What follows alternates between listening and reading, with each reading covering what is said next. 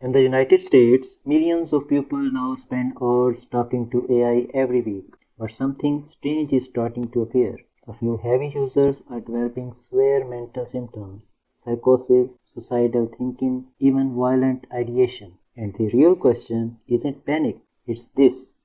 What happens when the brain treats AI like a real mind? I am A.R. Hashmi.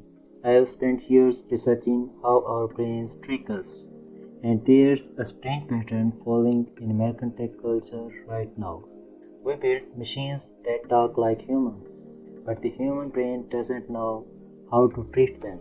Your brain reacts to synthetic conversations as if they are socially real. In the next few minutes, you will understand something most people miss. Not whether AI is good or bad, but why the brain can become psychologically unstable during heavy AI interaction, especially in modern American life. Because your brain evolved for human friction, and AI removes almost all of it. Here's the first problem. Your brain evolved to treat conversation as social reality. For thousands of years, when someone responded to you, your brain assumed there was another mind there. Facial expressions, tone, pushback, reality friction. Now imagine talking for hours with something that always responds instantly. No hesitation, no disagreement unless prompted, no emotional unpredictability. Your brain still activates its social circuitry. Psychologists like Johnson Harris and many US behavioral researchers often point out something similar. Humans regulate thinking through social resistance, but AI conversations can remove that resistance. And when the brain loses friction, thinking can slowly drift away from reality. Now add the second brain system, dopamine. Not player dopamine, prediction dopamine. Your brain releases it when something interesting might happen next. AI chat creates a perfect loop. You ask something, instant answer. Ask again, new idea. Again, again, again. Your brain interprets this as high reward cognitive environment.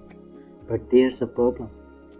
Human conversations naturally slow down thinking. AI conversations accelerate it. And when thinking speeds up too much, some brains begin losing reality anchors, especially during emotional stress. If this idea already feels familiar, you may have noticed moments where AI conversations start to feel strangely immersive, not dangerous, but absorbing. Here's where the brain gets into deeper trouble. AI systems are designed to be helpful, which often means mirroring your thinking. If you feel curious, AI expands curiosity. If you feel anxious, AI analyzes anxiety.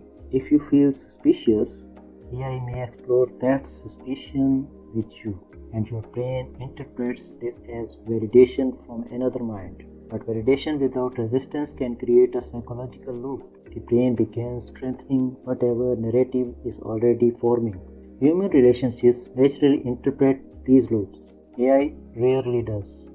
But here's the uncomfortable truth. This doesn't mean AI is dangerous. It means something else. The human brain evolved for messy human conversations, not infinite synthetic dialogue. This is where US culture matters. Many American adults already experience long work hours, high social isolation, digital communication replacing physical presence, so the brain is already socially understimulated.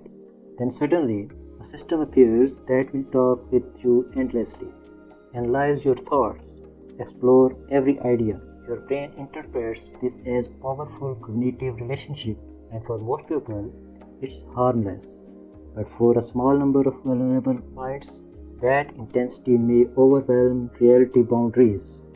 The important insight isn't fear, it's awareness. Your brain did not evolve to distinguish human minds from synthetic ones. Conversation is one of the most powerful signals the brain recognizes.